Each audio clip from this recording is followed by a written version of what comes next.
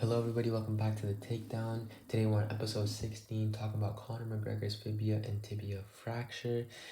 This will be a more detailed and longer episode than normal, but it is important to cover all the details and have all these questions you guys submitted to us covered, especially with our rapid fire questions at the end where we answer as many questions as possible within 1 minute. So thank you for everybody who submitted their 7 questions, and we're going to be getting onto these now. Now, the first question is, who is Conor McGregor? Now, this is a very important question, so everybody in here may not know who Conor McGregor is and what his character is and what led up to his superstar fandom. Conor McGregor came from a working class family from the suburbs of Dublin. He once had an interest in football, but once that gave way, he had an interest in fighting. He would train at the Kremlin Boxing Club. Conor McGregor took plumbing as a trade and did what he could to make a living for some time. There were times when he would work 12-hour days before heading to the gym to train as a fighter. Conor McGregor took part of his first MMA fight on March 8, 2008 for London-based promotion Cage Warriors, defeating Gary Morrison by TKO in the second round. He would then go 4-2 through his first 6 fights before starting a winning streak that would take him to international fame. Conor would win his next 8 fights, all within the first 2 rounds. Then he got booked for the UFC, the biggest fighting promotion in the world. He then went and conquered the UFC featherweight division, defeating the former king Jose Aldo in the fastest knockout in UFC history. He also defeated highly regarded fighter Dustin Poirier. This will be important later on. Now would be a good time to mention who Conor is as a character. Conor was known as a trash talker and a master at mind games, making opponents question themselves or making them fight on emotion, which many think was a downfall of Jose Aldo. He was flashy, arrogant, wealthy, and a superstar, and made sure everybody knew of it. Conor McGregor's first loss in UFC was with a fight with Nate Diaz in the welterweight division, but he then came back and beat him in a rematch. After this, he defeated Ari Alvarez in one of the best performances ever, and Conor McGregor then took a break for the birth of his first child. During this time, rumors of a Conor McGregor versus Floyd Mayweather boxing match started circling around, and after the birth of his first child, the fight was finalized. This was the biggest fight in UFC history, or boxing history, since there was a crossover, but it was held in the boxing ring, with a press conference in 4 different cities, including Toronto. Conor did lose in a 10-round TKO, but lasted much longer than many expected. Even though Conor lost, he was on top of the world and had just made $100 million. Conor then took another break from cage until 2018 when the biggest fight in UFC history was made with Khabib. Now, there's a very long history behind this fight, which could be a podcast in itself, but long story short was Khabib called Conor a bad champ, and then a Russian friend of Conor insulted Khabib. Khabib then confronted him, and then that caused Conor to throw a dolly at Khabib's bus. Then UFC 229 happened. Khabib completely smashed Conor, which was expected since Khabib was one of the 3 GOATs, which are basically the greatest UFC fighters of all time. A brawl then ensued in the crowd. For the next good amount of time, Conor had legal troubles and then returned to the UFC cage in UFC 249, knocking out Cowboy Cerrone in under a minute. In January of 2021, Conor lost a rematch to Dustin Poirier, which set up the trilogy fight. In this fight, Conor fractured his fibia and tibia at the end of the first round, causing him to lose by TKO. That's how we get to where we are now. Can you show/explain what in his leg broke and what type of fracture it was? Well, I want you to touch your left ankle, move up about 10-ish centimeters, and then move slightly to the right. That is the tibia. Conor McGregor broke his tibia basically in that exact same spot. Conor suffered a clear compound fractures to the tibia and his fibia as well. The tibia and fibia are 2 bones that make up your shin bone and are attached to your tarsals and femur. Due to the lack of protection and minimal muscle tissue at the front of your tibia and fibia, with only a thin layer of skin protecting it, it is more likely that a fracture is likely to happen, especially when connecting bone to bone, which happens quite often when you're kicking and doing any form of MMA. Though it was a compound fracture, it was not an open fracture since the bone did not pop out of the skin. These fractures are most commonly caused by twisting or falls from standing height or high energy kicks in MMA. These can also cause stress fractures, which can make it easier for you to break your bone, but we'll get into that in the next question.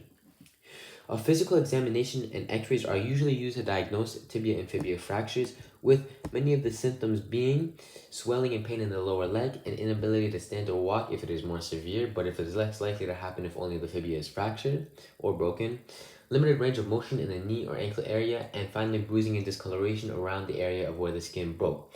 Along with this, minimal muscle tissue around the area of your fibula and tibia at the front means a lot of the impact is absorbed into your bone, which means it is much more likely and susceptible to injury when you are kicking as when you are in MMA and other kicking sports. Now let's look at question 3. Were there prior stress fractures before Conor entered the cage? Let's look at what a stress fracture is first. When muscle becomes too fatigued to absorb the shock placed on them. So when we're looking at the tibia and fibula, there is not much muscle that is covering the bone itself. So when it is making contact with anything, the only thing that is absorbing that is the bone itself, causing a bunch of tiny cracks to develop, or also known as stress fractures. Now let's look at what Conor McGregor said himself. People are asking me, when the leg was broke, at what point did the leg break? Ask Dana White, ask the UFC, ask Dr. Jeff Davidson, the head doctor of the UFC. They knew I had stress fractures in my leg before going into that cage. End quote. So it is almost 100% that Conor did have stress fractures in his leg prior to the fight. The fracture may have been caused by accumulating damage, and a lot of damage to the leg had already taken through training and sparring and previous years of doing MMA. Along with that, Conor was putting a lot of force into those leg kicks in the early stages of the round, which were properly checked, which caused bone-on-bone contact, causing the bone to weaken even more. With all that, knowing Conor also has chronic arthritis, it is very plausible that he had stress fractures. Now looking at it in a skeptical way, firstly, Dr. Brian Shutter, which is a very high level sports pediatrician, doesn't believe that the top doctor in the UFC would clear Conor to the fight, considering his legs were injured. And the second question would be, along with that, why would have Conor came up with such hard leg kicks in the early parts of the round? The answer to the first question is very simple. It's green paper, it's money. This was a very huge fight for the UFC and sports. It was the biggest event since the pandemic had ended, and they had sold tens of thousands of tickets and probably millions of pay-per-views. They were not going to cancel it unless a serious injury occurred to either of the fighters. The second answer is Conor lost the second fight or the rematch due to leg kicks, so he probably wanted to develop the same strategy Dustin Poirier had, as to attack with leg kicks and try and get the calf hurt. But obviously this didn't work. Now on to the fourth question, when did he know something was truly wrong with his leg? Now this is a heavily debated topic and nobody truly does know when it did happen, but I've compiled the opinion of a fighter, a doctor, and a coach. First off, let's talk about what caused the clean break that is seen by everybody. The left foot comes off the ground as he plants it, and the ankle severely inverts due to no stability in his previous step. The full transitional load transfers to the fibula and the tibia, which causes trauma. The twisting bone means the bone is much more susceptible to a break. There's a high rotational force while he was moving backwards. There's a very high chance that the fracture had occurred before Conor had even stepped back. We know this because right before the sequence where Conor's fracture happens, we see the outer portion of his ankle pushing outwards and it seems already fractured. Dustin Poirier, the fighter that was fighting's theory, is that as Conor throws a kick and Dustin checks it, he believes it was fractured there. And Dustin even points it out during the fight, saying that something is wrong with his leg. Now, this is quite unlikely since first, Conor continued for the rest of the round and threw many other kicks without much of an issue. Along with this, the contact made by Conor in the kick was mostly at the top of his foot and there wasn't enough force to cause the break. Next is Conor's coach. He believes that as Dustin checks one of Conor's body kicks, the fractures occur as it hits the ball of his elbow. Now, this is also highly unlikely due to the fact that the leg did not make contact with the ball of the elbow and actually was parallel along the arm and made contact with his forearm. Considering this, there would have not been enough energy to break the bone and cause a fracture. Along with this, the fibula was making contact, which makes it even more unlikely that there was enough energy through Dustin's forearm to break Conor's fibula and then generate enough force to break his tibia as well. Now, the final and most plausible explanation is that it was caused by cumulative damage. This is Dr. Brian Shutter's leading theory, and this is the theory I also believe. What would have caused the fracture is all the previous stress fractures and damage that had already taken along with the rotational force that was also caused by the inversion of the ankle and then transferred to the tibia and fibula. This is the most plausible theory and the most likely one out of the whole bunch.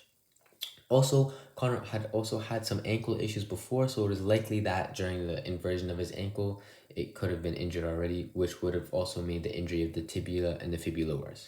So our fifth question is, what is his process of recovering mentally from something so tragic? Now we could look at this in three different ways. First is coming back from the fight. Conor said himself that he did have a bit of depression coming back as he left in fully fighting condition and then he came back with first an L on his record. Second, he came back not even being able to walk, not even being able to play with his kids, not taking his dad out for a drink, not even being able to take a walk with his wife. All these things took a very mental toll on Conor and made him even a bit depressed, which would be reasonable for any athlete. He felt like a liability to the people around him since he wasn't even able to do the basic thing as walk. Next would be his confidence. He said himself that his confidence took a big shot. He felt like he was the A side. He felt like he was the best he's ever been in his life. He felt like he was gonna breeze through it confidently. But then he ended up on the floor in the first round and he wasn't even able to walk. All these things cause very heavy mental toll on people and even on the best athletes in the world since they are still human. And finally, Connor said mentally, recovering from it, he's getting better now since he's going through rehab and through those things. As you see, the process is very healing to see things as if being able to walk again, being able to start training again, as Connor said himself. So basically, we can see that he went from being depressed to feeling like a liability and having no confidence, but slowly building that back up with being able to do simple activities like playing with his kids or going to training again. Question number 6 would be, what is his rehab going to look like, especially with his high accessibility to the world's best medicine? Firstly, Connor had surgery to insert a titanium rod through his tibia within the first day of being injured. This will help bring the two parts of the tibia back together. Then they put metal plates on the outside of the fibula to help provide more support to help heal. Connor was on crutches for a few weeks and also had a boot and began low impact activities after 6 to 8 weeks. No high impact activities are allowed within the first 3 to 4 months.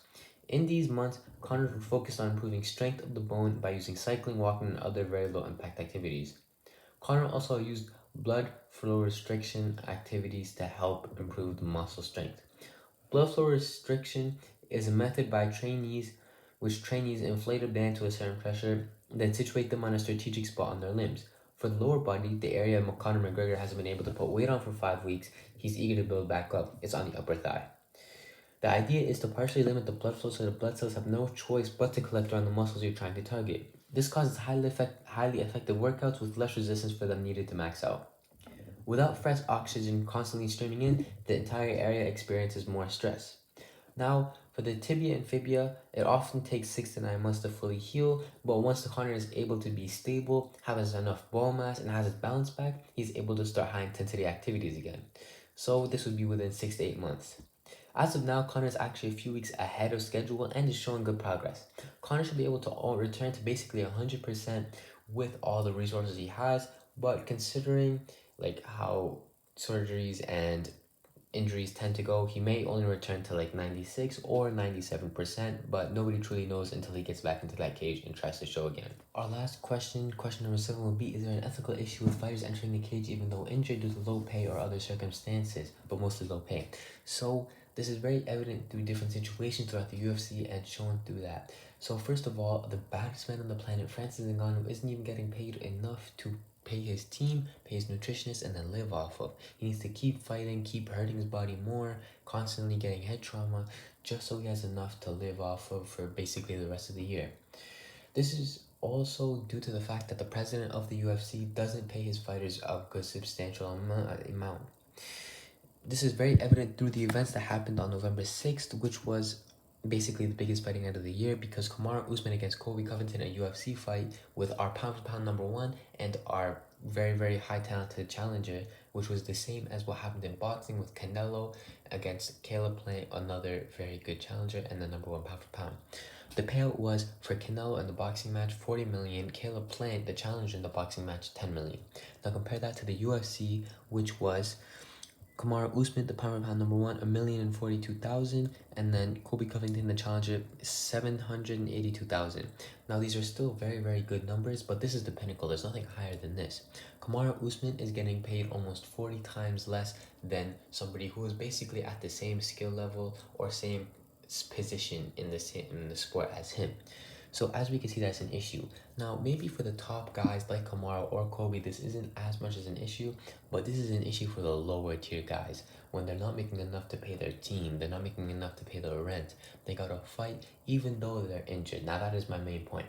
There is an issue because these fighters are not able to pull out of fights they would rather be able to pull out of if they were boxing or in a different type of sport because they don't have enough to feed their families, to feed other type of relatives, or even just to pay their rent in general.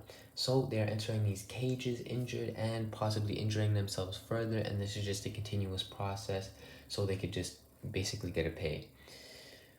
Overall, it's a pretty bad situation and it could only be solved by the top president Dana White trying to associate more funds to his fighters, but this is highly unlikely due to the fact that UFC already has a model and it is unlikely to change it. But it is an ethical issue and it needs to be covered as it's one of the worst sides of the sport and issue. Now we're doing our last segment of the show, our rapid fire questions, as that we try to answer as many questions as we can within 1 minute. We have our timer ready here and we're gonna start in 3, 2, 1. Has this ever happened before? Yes, this has happened on 3 different occasions, with the 2 main ones being to Anderson Silva and Chris Weidman. Both of them suffered a fibula and a tibia fracture, with Anderson Silva having it had happened a long time ago and Chris Weidman not too long ago. Anderson Silva returned to the cage fully healthy and was able to fight for many more days. Is Conor's career over? No, it is not. As I said before, Anderson Silva had the exact same injury and he did recover very well. And many of the doctors are saying that he should be back better than ever with the titanium rod in his leg, and he should have a good rest of his career. How could his leg break? By stepping down when our bones are so strong? Basically that when we produce a twisting motion, our bones aren't as strong as when we were just normally standing. So when you produce a torque or a twist to a bone, it will basically make it much easier to break. When can Conor return to the cage? Dana White says within a year, but Conor says he wants to be back in within 9 months. How will this affect his Oh, that's the 1 minute. Okay, I want to thank everybody for listening. I know this is a longer episode than usual, but there was so much to cover, and we had to get to all the talking points and make sure we had everything covered in proper detail. So I want to wish you guys all a good day, and I hope you guys enjoyed it. Thank you.